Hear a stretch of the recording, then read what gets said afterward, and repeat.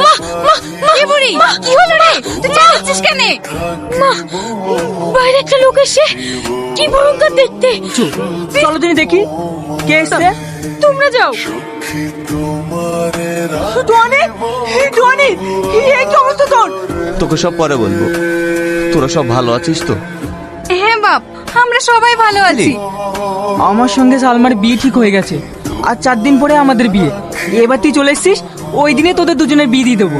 না না, আমি বিশ্রীর চেহারা নিয়ে ওকে বিয়ে করতে পারবো না। বলছো বাপ? সালমা তো তোমাকে ভালোবাসে। আপনি তো দেখলেন আমার এই বিশ্রী চেহারা দেখে সালমা ভয়ে পালিয়ে গেল।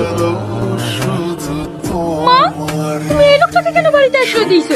তোর বিয়ে হলে চলে যাবে, ও খুব ভালো ছেলে, ওকে কিছু বলিস না। ঠিক আছে, আমি কিচ্ছু বলবো না, কিন্তু ও যেন আমার সামনে না আসে।